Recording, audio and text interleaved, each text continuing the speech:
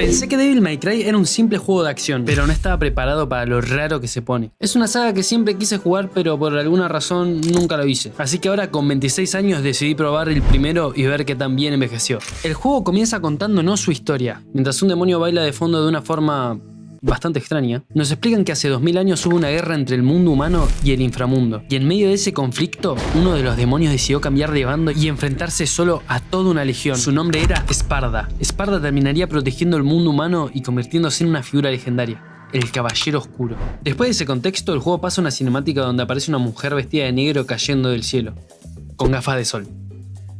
De noche. La escena nos lleva a un local llamado Devil May Cry, lleno de armas, espadas y lo que parece ser restos de demonios. Cuando de repente la chica entra rompiendo la puerta con una moto que andás a ver de dónde la sacó. Pero bueno, acá conocemos a Dante, que es el protagonista de este juego. Dante no parece conocer a la chica, pero la chica claramente lo conoce porque le saca todo su pasado a la cara. Y por lo que nos da a entender, Dante se dedica a cazar demonios, básicamente como trabajo. Y también nos revela que él es el hijo de Sparda y que su madre y su hermano murieron de una forma bastante anormal. Entonces Dante queda como, pará, ¿quién sos vos? Y de un momento a otro comienza una pelea. Y yo me estaba tomando en serio el juego hasta que pasó esto. Time to go to work, guys.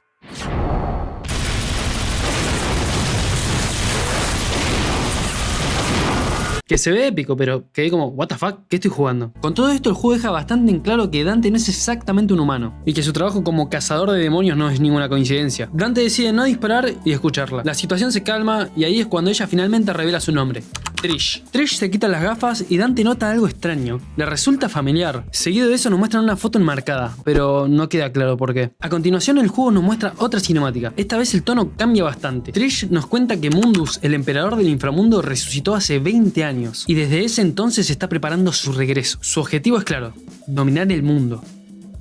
O el Mundus.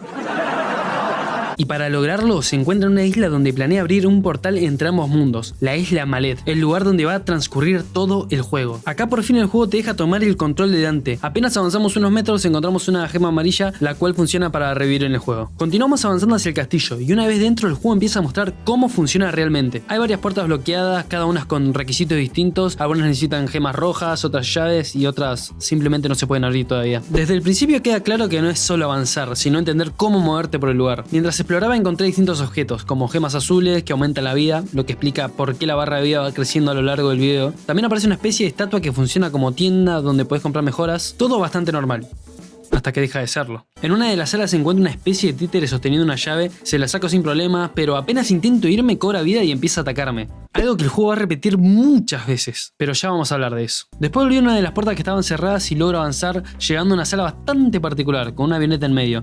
No parece importante ahora, pero conviene recordarla. Abro otra puerta y llego a un pasillo donde hay una estatua con una espada clavada y sin mucha advertencia la espada sale disparada y se me clava en el pecho. Lo que en teoría debería ser un problema, pero no para Dante. En lugar de morir simplemente se la arranca y nos deja con esta escena un poco grotesca de ver.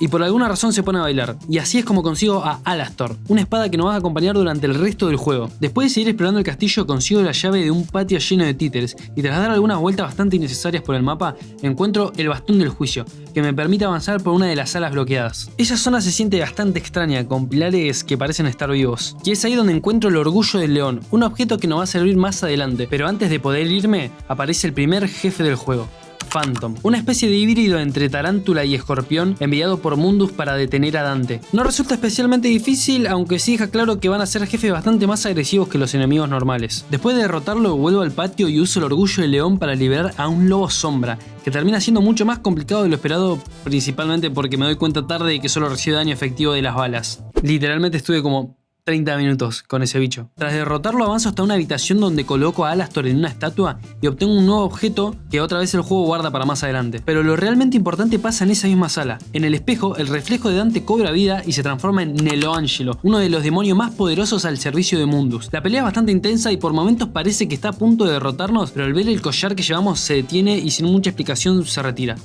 Algo que el juego claramente deja para más adelante, porque si realmente quisiera matarnos probablemente lo podría haber hecho en ese mismo momento. Finalmente llego al techo del castillo, donde Phantom aparece otra vez. Esta vez la pelea es mucho más rápida y antes de morir reconoce que Dante no es un humano común, creyendo por un momento que se trata del propio Sparda. Dante le corrige diciendo que en realidad es su hijo y Phantom termina desintegrándose mientras Dante se despide con bastante ironía. Poco después Trella aparece sorprendida por el poder que acaba de ver, lo que me parece raro porque siempre aparece después de momentos importantes, nunca ayuda...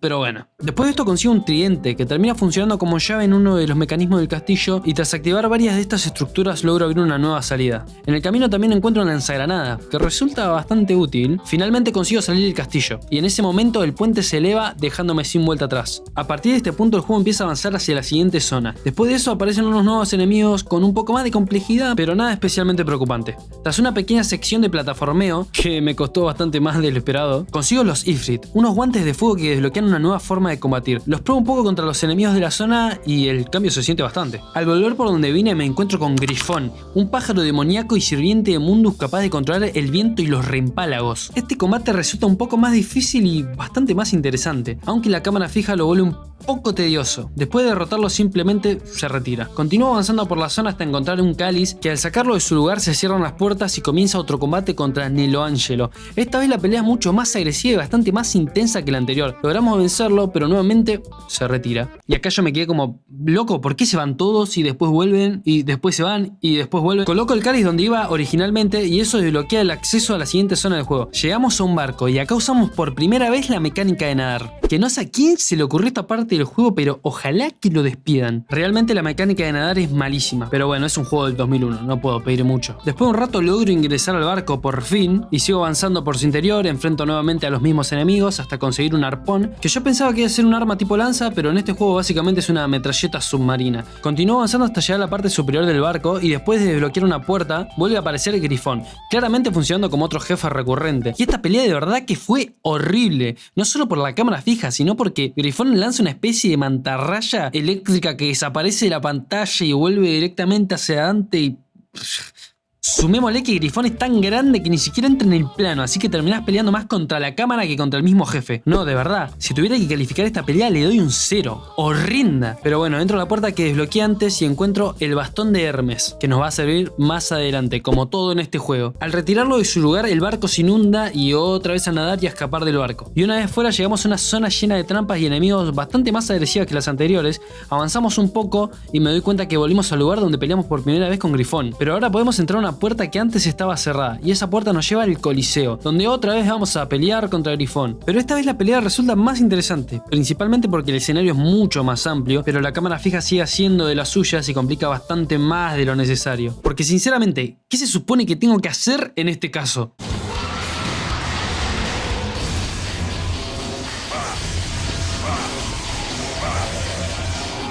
Luego de derrotarlo, Grifón ya destruido y sin fuerzas nos dice que no va a permitir que sigamos viviendo. Así que mirando al cielo le pide a Mundus que le dé más poder para aniquilarnos. Pero Mundus le responde diciéndole que le falló y termina acabando con su vida, dejándonos, en mi opinión, la mejor actuación de voz del juego.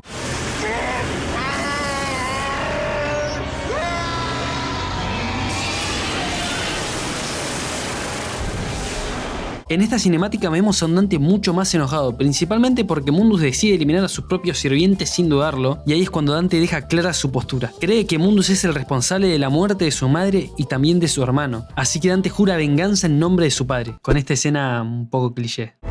In the name of my father, I will kill Mundus.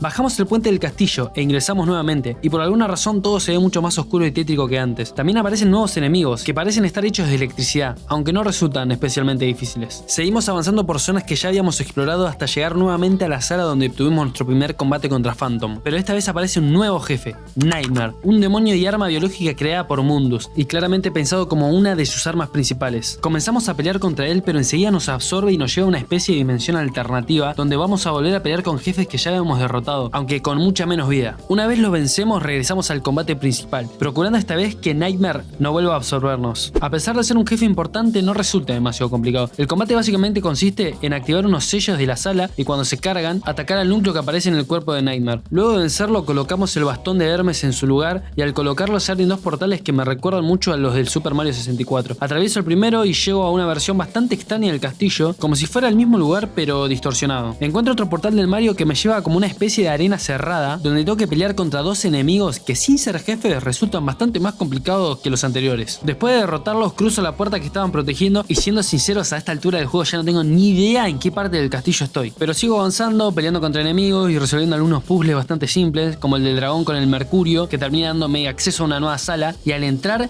vuelve a aparecer Nelo Angelo. Pero esta vez la pelea se siente distinta, mucho más agresiva y bastante más difícil que las anteriores veces. De hecho estuve un buen rato intentando matarlo. Varias muertes después la pelea empezó a volverse bastante más tensa. No sé si era porque el jefe realmente era complicado o porque a estas alturas ya estaba jugando peor de lo normal, pero entre sus ataques mucho más rápidos y el daño que hace cada golpe termina siendo uno de los combates más exigentes hasta ahora. Finalmente logro derrotarlo y cuando parece que todo terminó pasa algo muy raro. Nelo Angelo deja caer un amuleto que reacciona con el que lleva Dante. Ambos se combinan y la espada de Dante cambia completamente, transformándose en una nueva arma mucho más poderosa. Sin decir demasiado, el juego deja claro que esta pelea no fue contra un enemigo cualquiera y que había una conexión directa con Dante.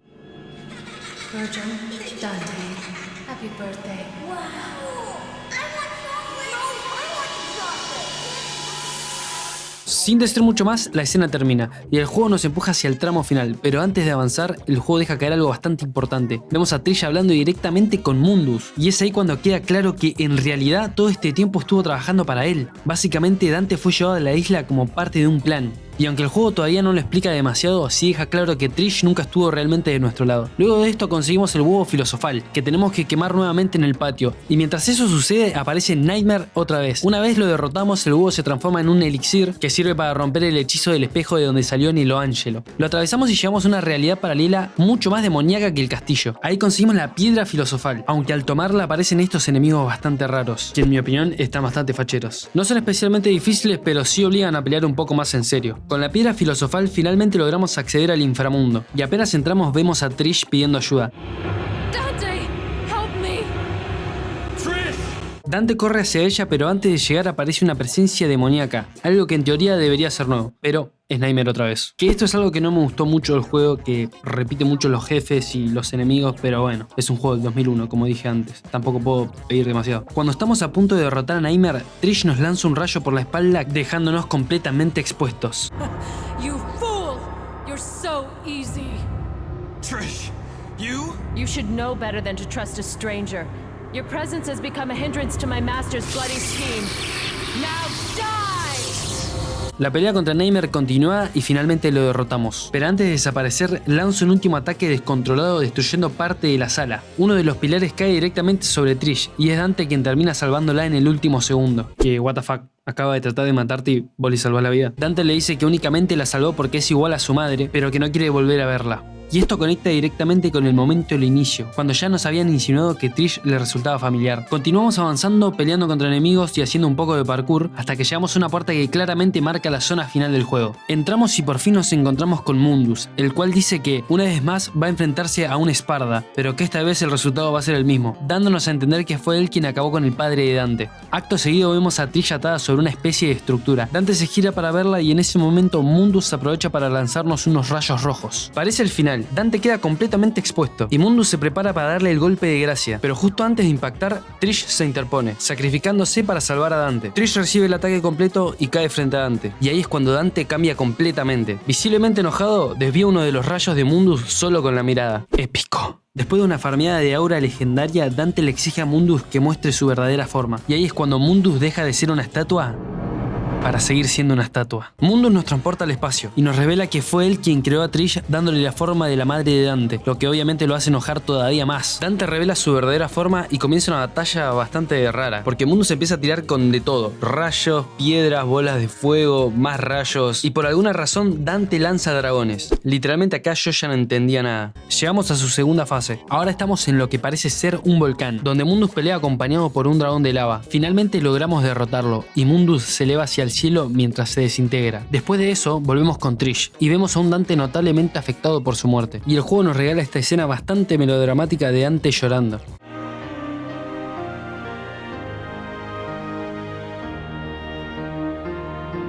Deja su espada junto al cuerpo de Trish, probablemente como muestra de respeto, pero no hay mucho tiempo, porque ahora tenemos que escapar del inframundo antes de que el portal se cierre. Logramos salir, pero el castillo comienza a derrumbarse. Intentamos escapar y el suelo colapsa dejándonos atrapados en una sala sin salida. En ese momento Mundus aparece nuevamente notablemente dañado y nos dice que llegó nuestra hora. Dante sin miedo le responde que mira a su alrededor porque no hay forma de escapar y que esa va a ser su tumba. Comienza entonces una última pelea contra una versión mucho más grotesca de Mundus. Dante parece no poder contra él hasta que empieza a escuchar la voz de su madre, pero en realidad era Trish, que aparece de la nada dando una pirueta. No queda muy claro cómo sobrevivió, pero aparece igual. Trish le entrega su poder a Dante y juntos logran derrotar definitivamente a Mundus, que antes de desaparecer promete volver y dominar el mundo humano, pero finalmente es absorbido por lo que parece ser un portal. Después de eso, Dante abraza a Trish visiblemente emocionado, que sigo sin entender en qué momento le agarró tanto cariño. Pero bueno, Dante le dice una de las frases finales del juego. Trish, devils never cry.